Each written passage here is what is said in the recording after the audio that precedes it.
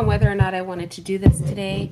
I was debating on whether or not I wanted to do it live or in video format. I just decided to do it live. I'm not going to be on here super long. I just want to give in commentary on Yvette Carnell and some things she said, I believe it was yesterday, on her channel. And this is, no disrespect to her. This is, I don't have a problem with the ADOS movement, reparations, all that. I've already spoken on where I stand on all those things. Nevertheless, she did say some things that were interesting to me. And the way she laid out her commentary, it made me want to have this conversation with you guys. So I'm just going to dig right into it. I'm going to go ahead and share my screen with you because, like I said, I don't plan to be here all day. So let's do it. Okay. So let me go ahead and start with my fair use disclaimer. Federal law allows citizens to reproduce, distribute, or exhibit portions of copyrighted motion pictures, videotapes, or video discs under certain circumstances without authorization of the copyright holder. This is called fair use and is allowed for the purposes of criticism, news reporting, teaching, and parody, which doesn't infringe of copyright under 17 U.S.C. 107. I will be using this for criticism and teaching for the most part. And let's go ahead and jump right into what I want to discuss. There are 1, 2, 3, 4, it seems like 5 points in this video that she did that I wanted to touch on. The first is at the 23 mark. So I'm going to go ahead and just start there. I tell you.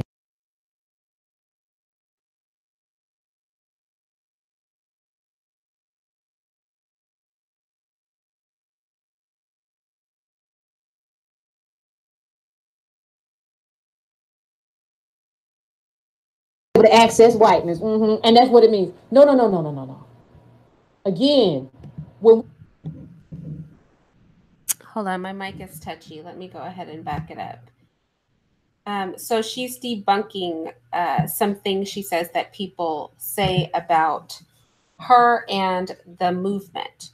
And so this first part is talking about accessing whiteness, coming out of the 2-grouping racial system, eliminating race, and putting the bearing on that, putting the weight of that on our shoulders as Black people or ADOS, whatever designation you prefer. And so let me go ahead and get started right now. Well, Yvette, I tell you the problem with Yvette. I tell you the problem. Nobody asked you anything, but you're going to talk. I tell you the problem. They want to be white.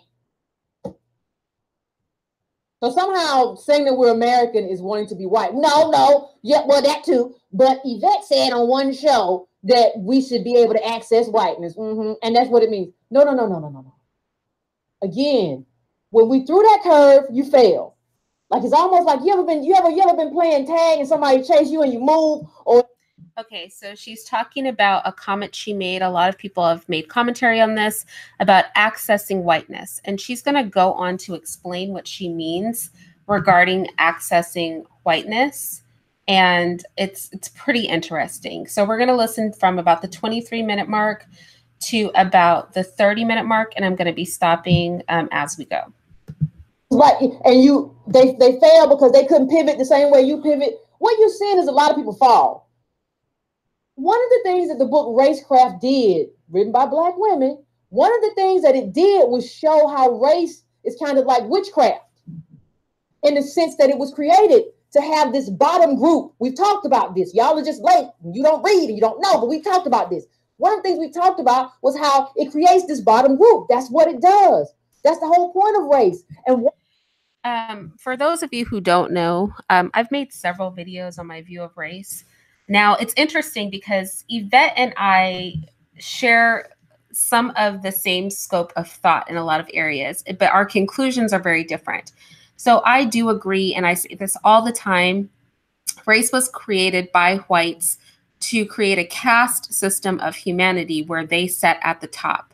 And so I believe that obviously race is a social construct. It is a fallacy. We are all human beings. We are on a spectrum of genetics. I have a whole video on that, blah, blah, blah, right? However, the social construct of race has some very real world ramifications.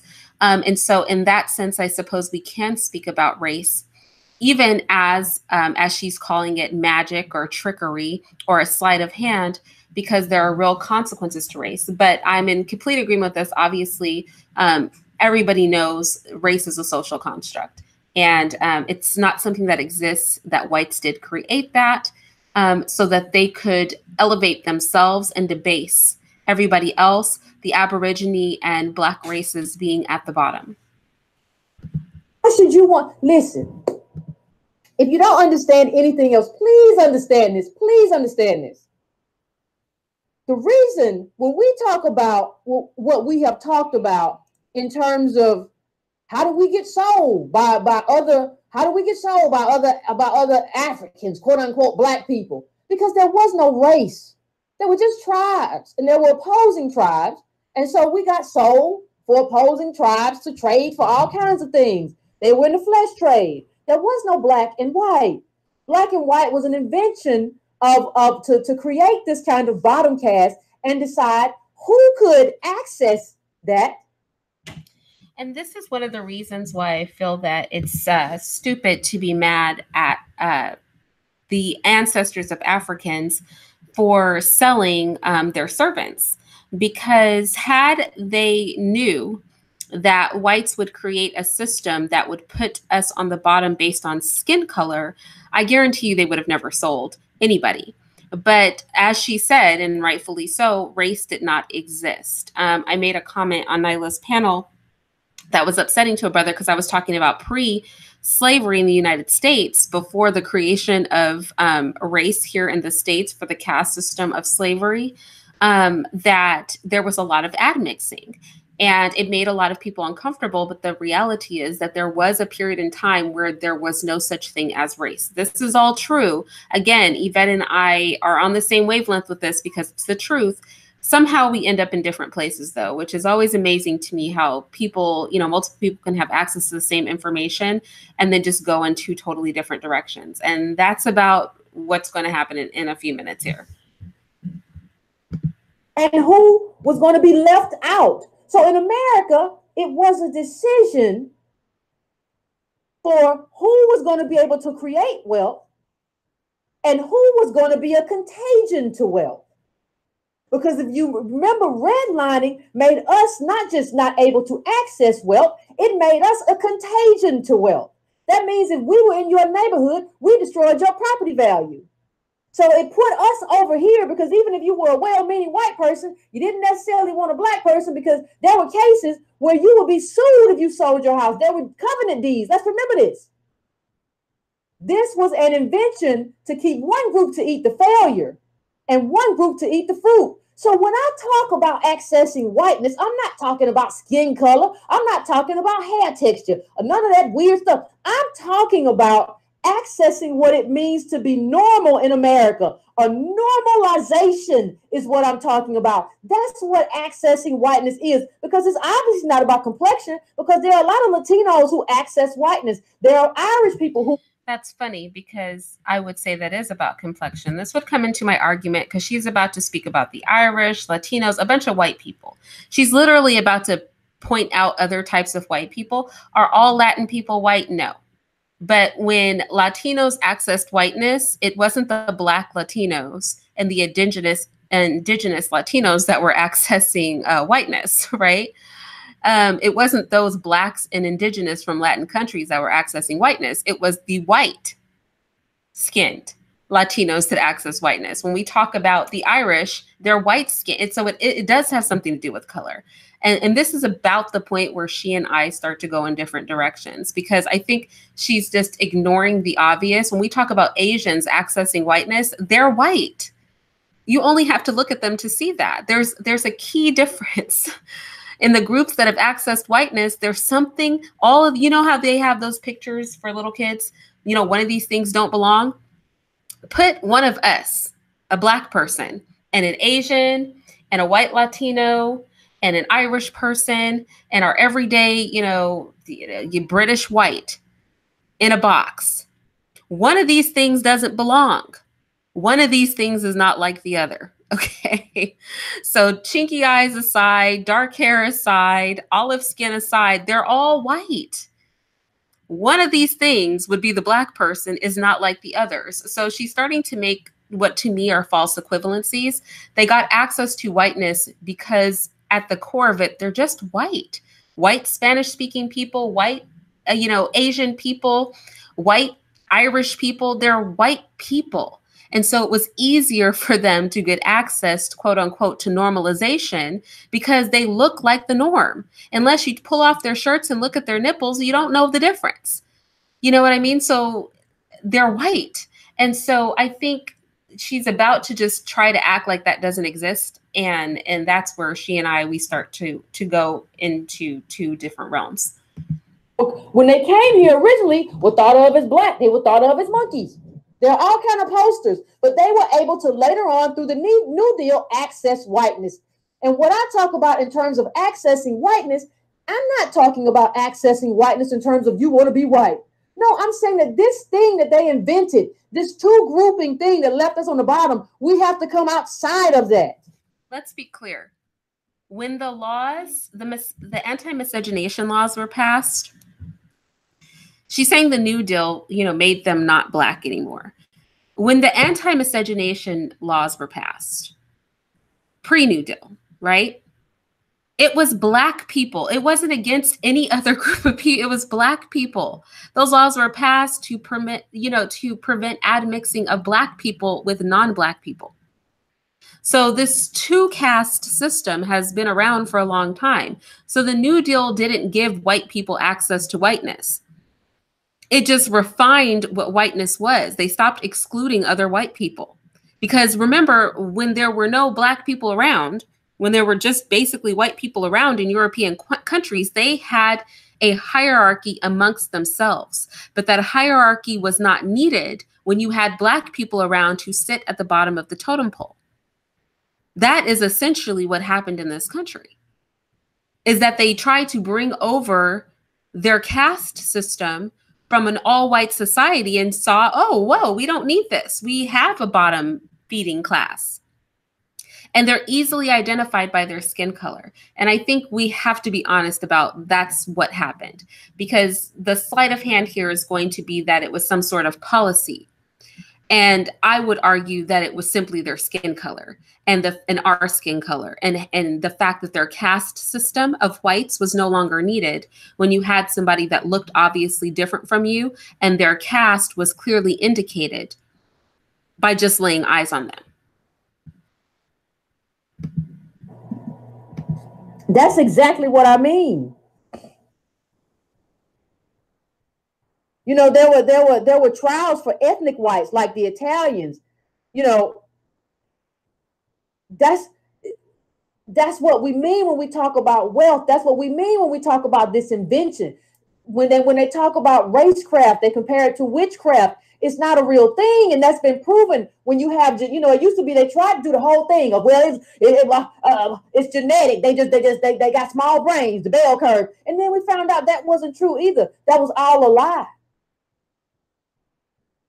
Poverty does reduce your capacity intellectually, but there is regionality in terms of a certain group on the West Coast of a certain country or continent may run faster, have better lung capacity. But there's nothing tied to the color of your skin or the texture of your hair that leads us to believe anything called race exists. It is an invention intended to put us on the bottom. So why would you keep it? And that's why so many other groups have gotten rid of it. That's why you saw the Italians and all these other groups get rid of it. See, I'm dropping this. They were dark. So let's be clear.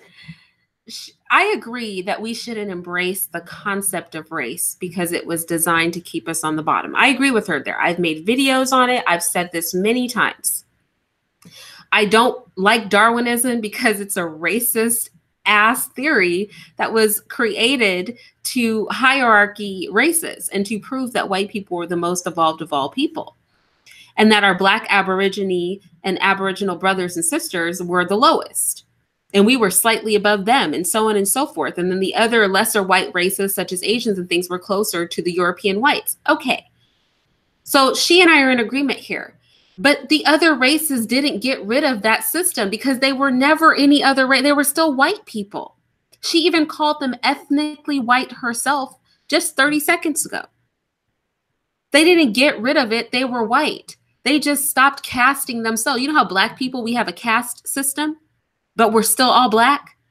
You have the light-skinned Blacks, the red-bone Blacks, the brown-skinned Blacks, the dark-skinned Blacks. That's a caste system of Blackness. White people had a caste system too, but they were all white. They didn't get rid of anything. And also to say that we are somehow going to will our way out of white people keeping us in their minds in a caste system and putting the weight of that on us, I think that's an interesting thing to do.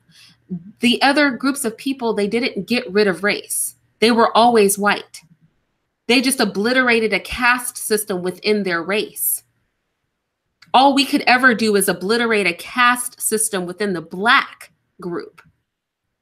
We have no bit, we can do nothing unless we take control of things to obliterate the caste system that places us at the bottom, created by Darwinic thinking and his predecessors of race. That's not, the burden can't be on us, especially not in the route that she's about to lay out now. You, dark hair, dark eyes. No, I'm not going to be brown because I know what that means. So why would you cling to something that is an invention of the people who oppress you? Why? Accessing whiteness, in terms of the way I describe it, is a way to access what it means to be normal in America and have the wealth of America that our ancestors built with free labor. That's what it means. Now, if you can't hit the curve long enough to understand what it means, I don't really know how I can help. And that's number 8. Yvette wants us to be white. The next thing that I keep hearing as we go along this list, I keep hearing people say something else. People say to me, well, Yvette, I did it first. I've never heard of you, but but that doesn't even matter. Before y'all ADOS people, I was me and my group, we was doing this and So I just want to talk about what we're about to hear from about 28 minutes to 31 minutes, maybe 32, 33 minutes in. She's going to go into reparations. She's going to make a clear case that breaking away from other Blacks in the diaspora will raise our chances of getting reparations.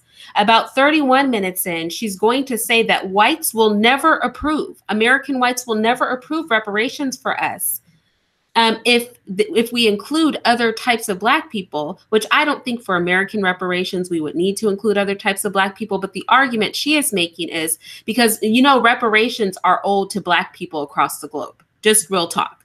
It will be a slippery slope once they start paying out reparations to Black people, especially here in America, as we're the leaders of the world. It will become a very slippery slope. They almost wiped out the Aborigines. They've got to get reparations. Fiji's got to get reparations.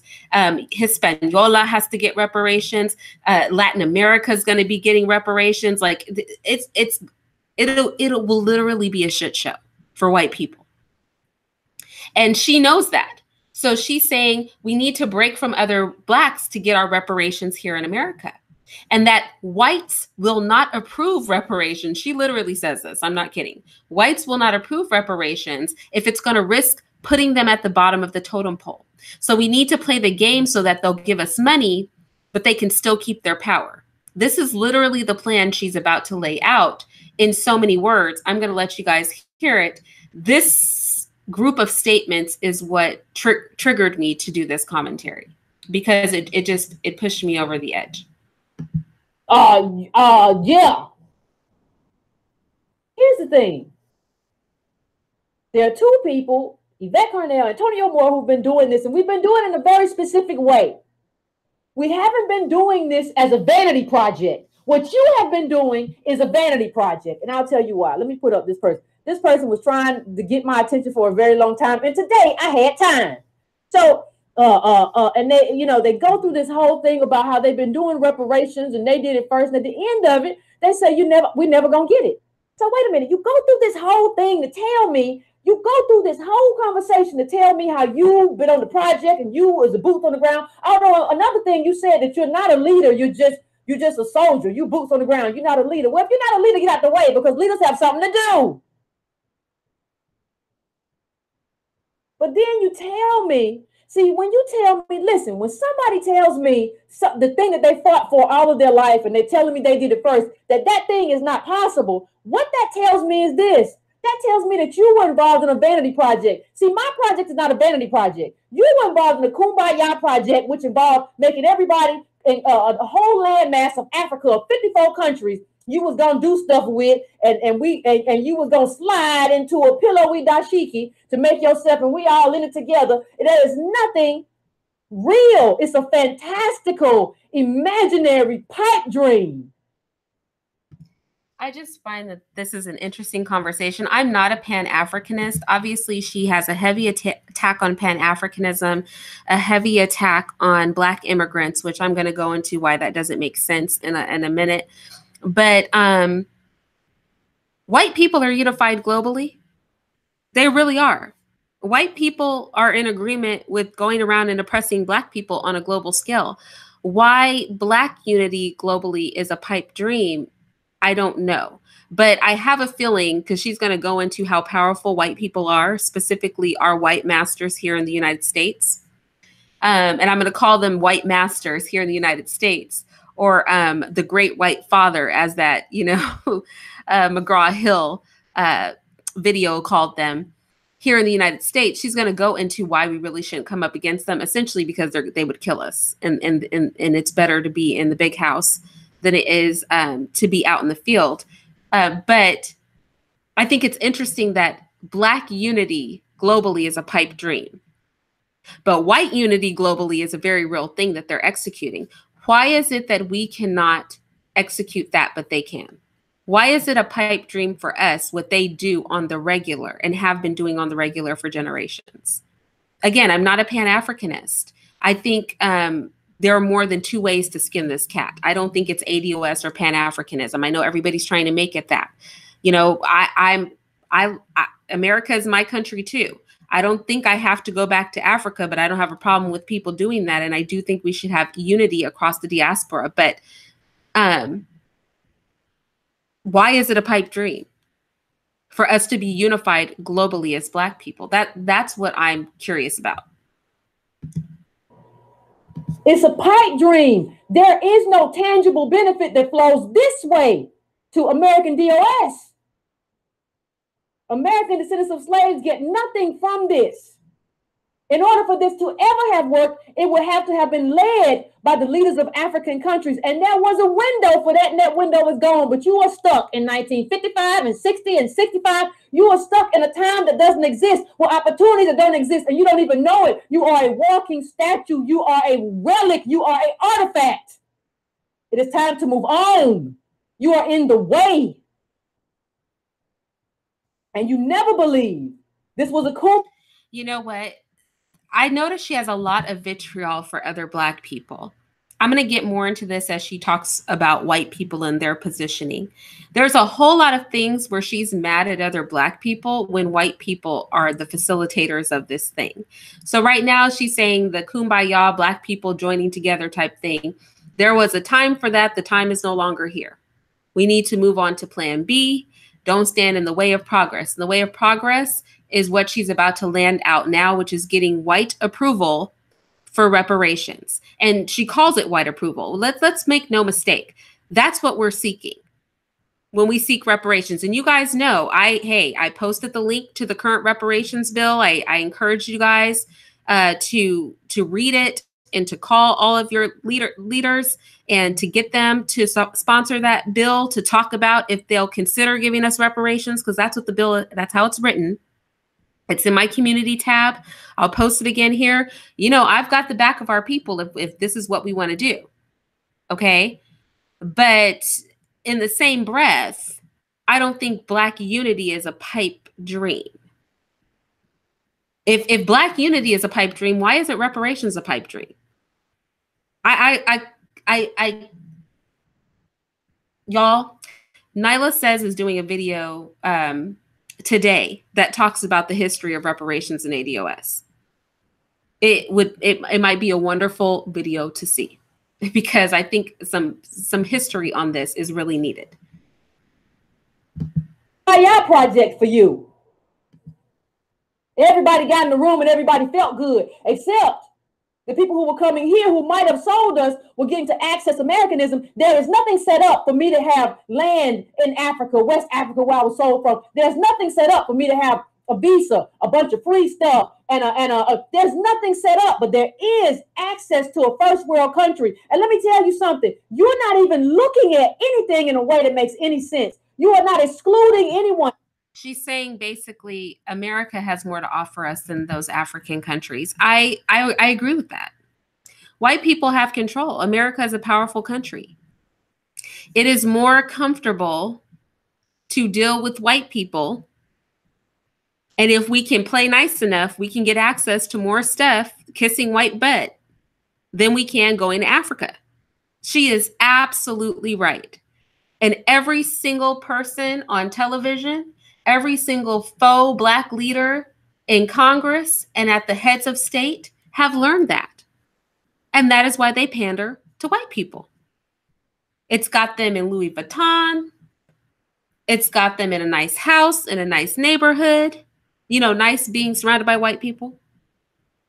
It's got them driving a nice car. There's a reason why Sambo was willing to beat the heck out of the other slaves.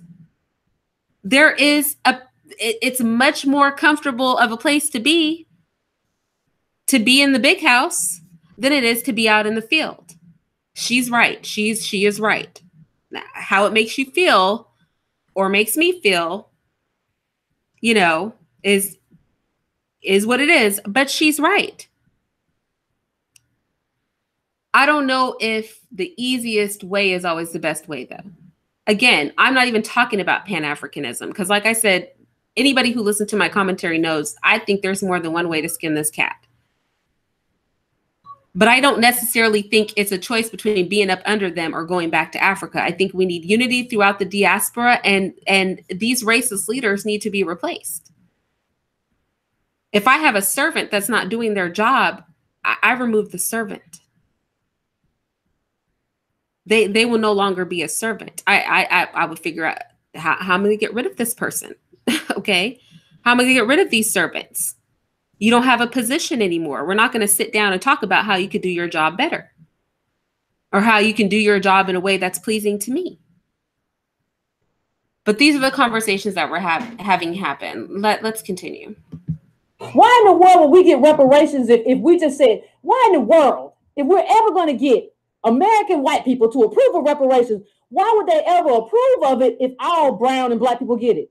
Well, I got to back it up because you guys need to hear that 2 times. This comment is what triggered me. I just got triggered when we start talking about asking white people for stuff, getting white people's approval for stuff. It's a trigger. Now, don't get me wrong. That's what we're doing when we go for reparations. We're trying to get white people, American white people, to approve a request. We're going, hey, white people, will you approve this request? And so she recognizes that the more non-white people are part of this request, the less likely they're going to say yes. So she's willing to cut off the hands of everybody around so that when we approach this group of American white people, they'll tell us yes. It is pragmatic. Don't get me wrong. It's pragmatic. It is pragmatic. I cannot knock it on its pragmatism. I'm just saying the very thought of it pisses me off.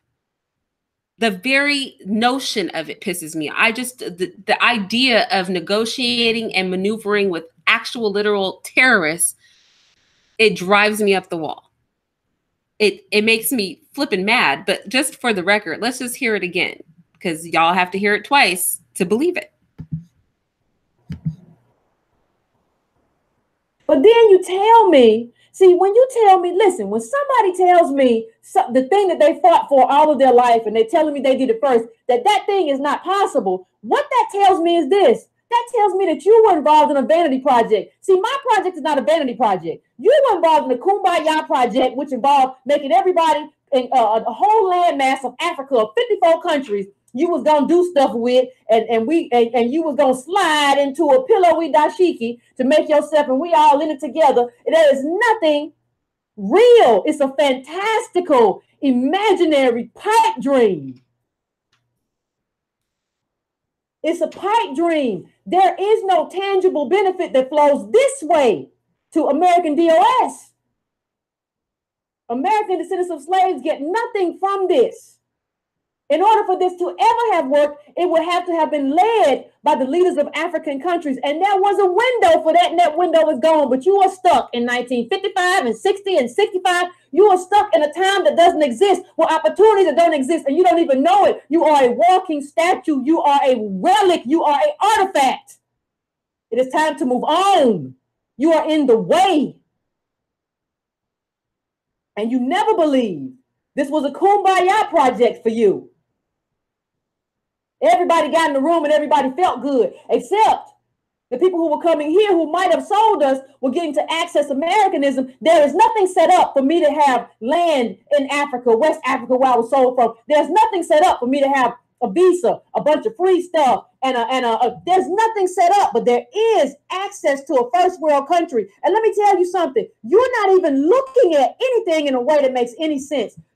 So this is the comment that we need to pay attention to, because she's telling us the plan right now. And who's going to do this? Who's in charge of this stuff? Not excluding anyone. Why in the world would we get reparations if we just said, why in the world, if we're ever going to get American white people to approve of reparations, why would they ever approve of it if all brown and black people get it? That would put them on the bottom, and it wouldn't have any justice claim. You don't have a justice claim if you're... Okay, so I'm good on that. I'm good on that. Let's move on, because I just have a couple more clips that I want to access. I want to go to 3814.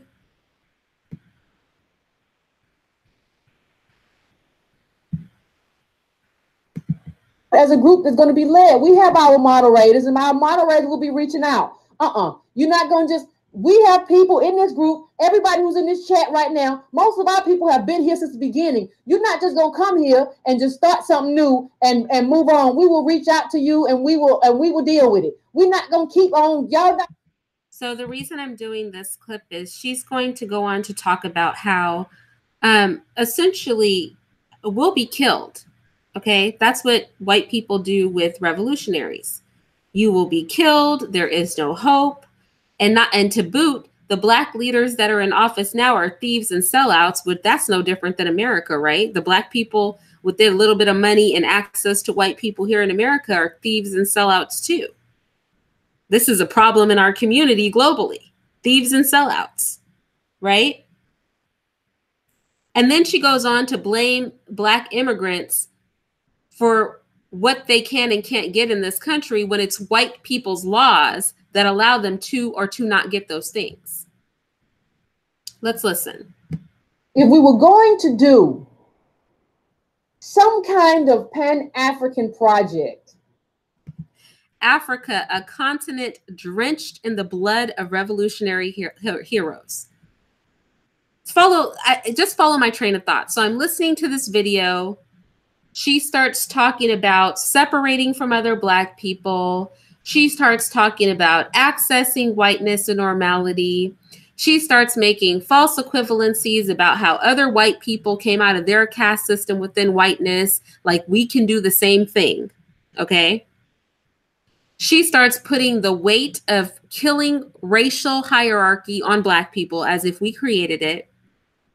She then moves on to talk about we have to separate from the rest of the diaspora because let's be real, they have nothing to offer us. We have at least access to powerful white people in America. We should be trying to get ahead here. Talk to the people with the power, the white people. Then she moves on to say, because if we include anybody else, it's going to mess up our chances. White people aren't going to want to give reparations if there's too many non-white people trying to get them.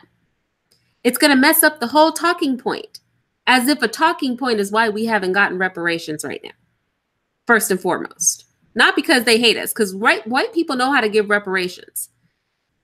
They're giving the heck out of reparations to other whites, Jewish whites, all kinds of people. They want to give them to white Mexicans, white Guatemalans. They're trying to give reparations to everybody. They just don't like us. Okay, but again, you guys know I'm not against reparations. I don't mind ADOS. I respect Yvette. Like I said at the beginning of this, there's a lot of things that we agree on. Somehow with the same information, she and I end up in different places. Maybe because I don't like to negotiate with terrorists. Maybe that's the problem. Maybe because when I see Africa, a continent drenched in the blood of revolutionary heroes, I think to myself, revolution happens in waves. They quell it and then it rises back up. I don't think, oh my goodness, you know, white people chopped the heads off of slaves and stuck them on pikes after a revolt to deter the other slaves from revolting. That's why The Guardian has reported that Africa is a continent drenched in revolutionary blood. To get your mind right and out of a revolutionary mindset. So she and I end up in two different places. She ends up in the place of, look, you be a stupid individual. You'll be dead like them. That's the place she ends up with. Let's go ahead and negotiate with Massa. We got access to the big house right here.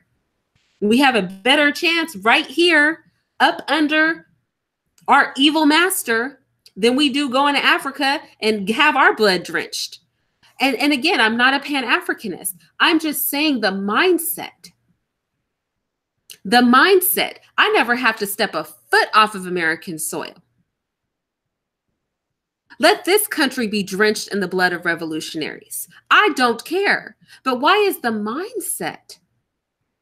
Why is the mindset to separate, to call Black unification a pipe dream, and to back up her point that we need to just negotiate and go to these white people, separate it from other Black people, and seek their approval, as she called it, white American approval, as she called it. I'm not calling it that, for reparations, because the alternative is this. And she starts pulling out the scare tactics. Africa, a continent drenched in the blood of revolutionary heroes. And then she's going to go on and talk about how Black leaders in Africa are traitorous.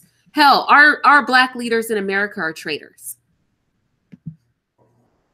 The leaders who were gaining their sovereignty and moving in a direction where they were trying to stand up for Blacks in this country, for ADOS in this country, those leaders would have had to live. Did you hear what she was saying? We tried that. That's why I always hearken back to the 10-year period where Blacks globally were unified. It terrified white people. It terrified them. They started murdering Black people on a global scale. They put crack into the communities. They passed laws and pulled our men out and threw them in jail.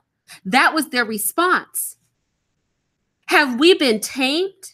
That's all I'm saying. Have we been tamed? She said they would have had to have lived. Does their legacy not live on in us? Did their blood run in the streets so that we could have a conversation about how that mess didn't work and we need to get back to negotiating with a bunch of racists? This is why I said she and I understand the same things, but somehow she and I end up in different places. We just end up in two totally different places. But her place is, don't be stupid, all these people got murdered. And the people that are in power now are traitors. That's the place she ends up in. I end up somewhere different, but whatever. These people, between 1961 and 1973, 6 African independence leaders were assassinated by their ex-colonial rulers, including Patrice Lumumba of Congo. By their ex-colonial rulers. Because this is what they do. This is why I have that video, Prepping for War. We watch how they are doing Venezuela. We watch how they are doing Haiti. We watch what they do when you try to separate from colonialism. We watch what they do when you try to say, no, we're putting our foot down to this racism. This will not suffice. And we learn from it. But what we don't do is go cowering in a corner like we learned our lesson. Is this all it took to tame us? Are we that scary? Will we be terrorized? When I say I don't negotiate with terrorists, is this not a terrorist move right here? She admits herself we were unified. She admits herself we had support across the diaspora. And she's just telling a part of the story. This was global support in Europe, throughout multiple continents, not just in Africa.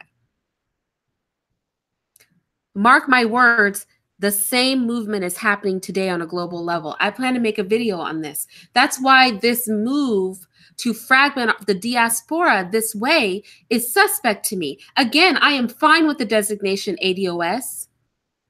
I have no beef with Yvette. I have no problem with that. I just feel like she and we end up in two different places. I will call myself an American descendant of slaves. That's fine. I will call myself that. But that doesn't mean I have to negotiate with terrorists. My stomach turns at the idea of what she said earlier. How will we ever get white Americans to approve reparations if we want to be unified with every Black person on the planet? They'll never do it. It will usurp their authority. They're not going to overthrow themselves.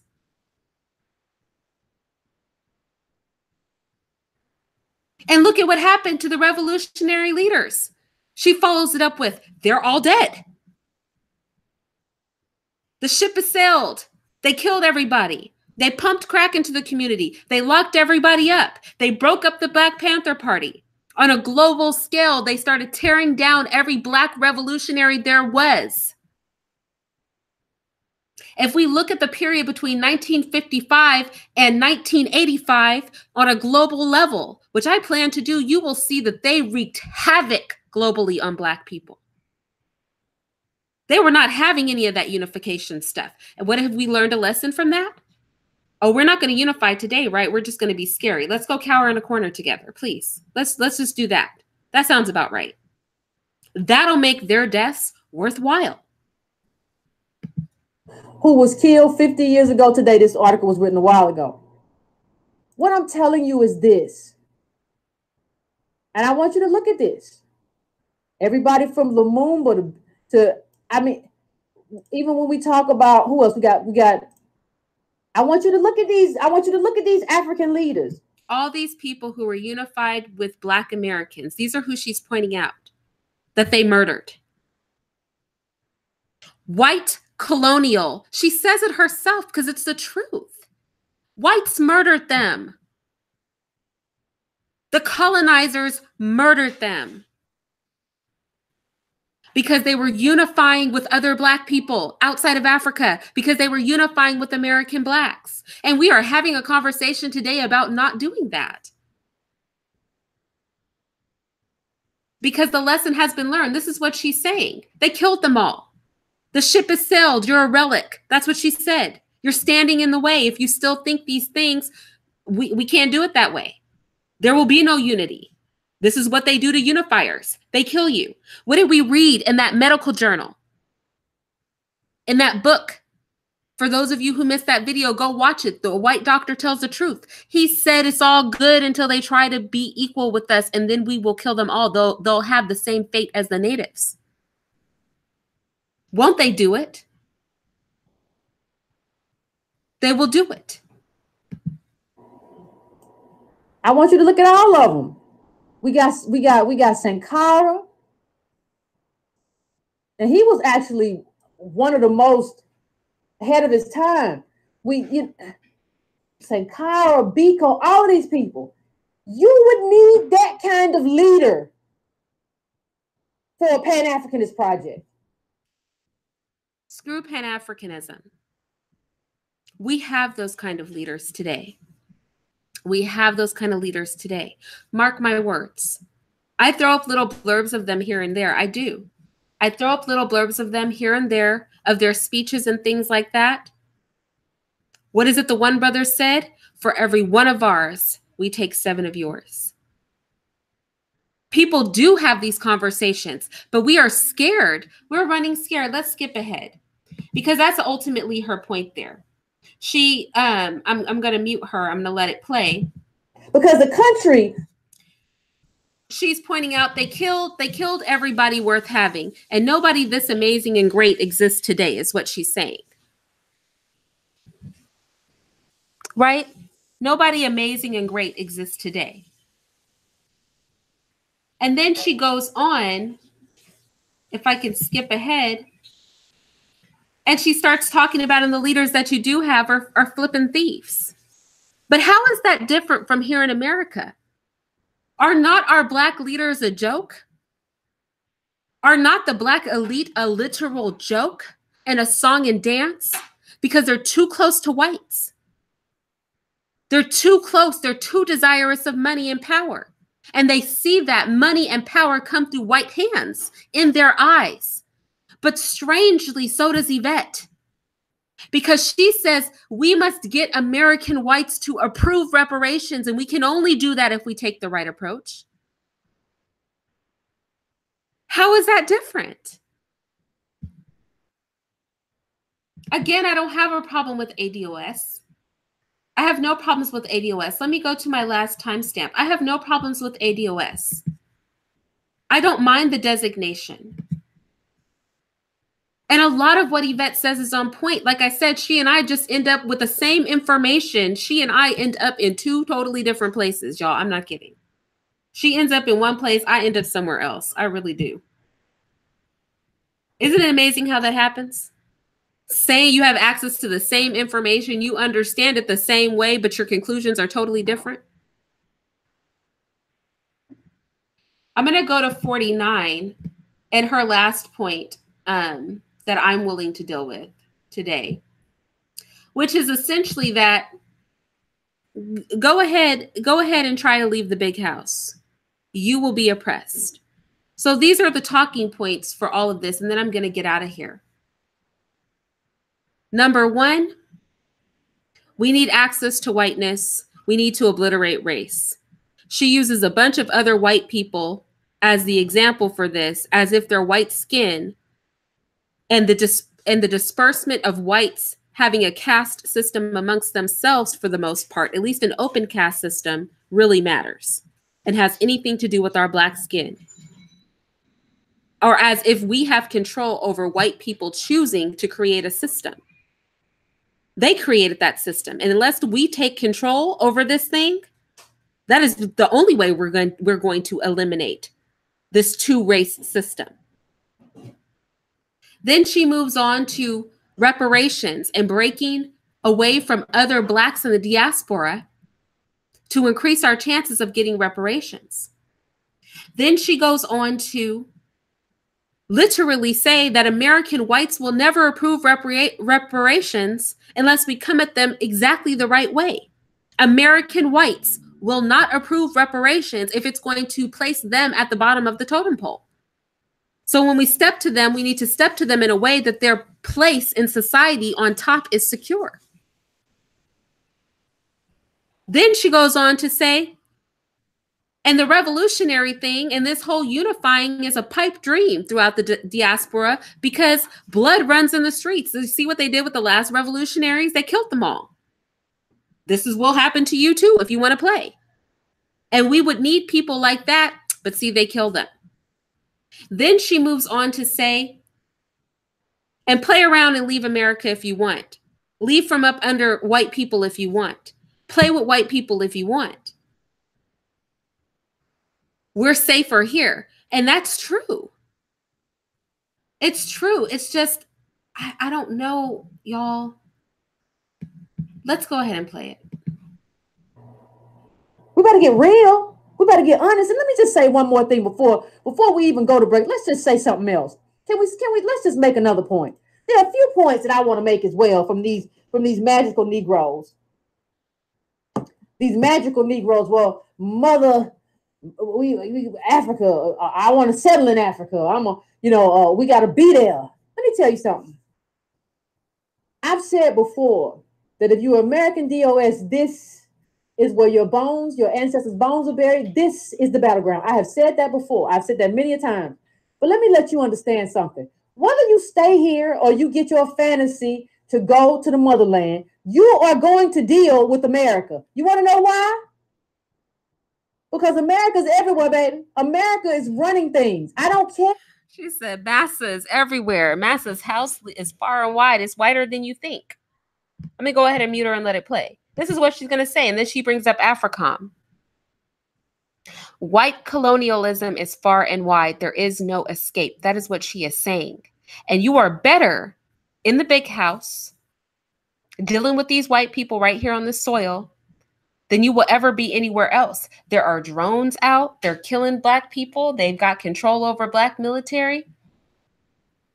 They are doing all the business. And she goes on this route for about 5 minutes. Y'all, I'm going to get out of here. If you did not see this whole thing, go ahead and listen to it on the playback. I'm just going to say this. She and I end up in different places. She said, let's get honest. I was honest. I agree with her on a lot of points. It's just the place I end up is different from the place she ends up. My skin crawls at the idea of presenting a reparations package to American whites, because that she knows who we're going to. She said American whites. They'll never do it. They'll never do it. You see what she's showing. She's showing us right now, America's everywhere. These white people have control everywhere. You better deal with them on their own soil. Would you rather deal with them here? Or would you rather deal with them there? I would rather not deal with them at all. I would rather they not be in a position to move this way. I don't have to leave my country for that. I don't have to leave my country for that. Like I said, she goes on for 5 minutes about this. U.S. military says it has a light footprint in Africa. These documents show a vast network of bases all over Africa. The oppression is real. It is real. I feel like this is a conversation as old as our slave roots, the house slave and the field slave, the Nat Turners and Geechee Gullah people of the world, the people who got their heads chopped off and put on pikes, and those who were like Uncle Tom, just play the game. Just play the game. I love my people. Just play the game, y'all. Just play the game, y'all. And they will be nicer to us. Just don't link up with any radicals, y'all, and they will be nicer to us. Just don't get too blackety black, y'all, and they will be nicer to us. Y'all, I have to go. I'm sorry. I've got to go. I've got to go on that. You know what? I cannot. I'm fine with the ADOS designation. Yvette Carnell puts out a lot of wonderful commentary. It's when I heard this, it stirred something in me. And I just thought it was fascinating how she and I take the same information, but we end up in radically different places. You know what I mean? I just thought that was fascinating. And with that said, I'm going to go ahead and get out of here. I'm sorry that I did not look at the chat.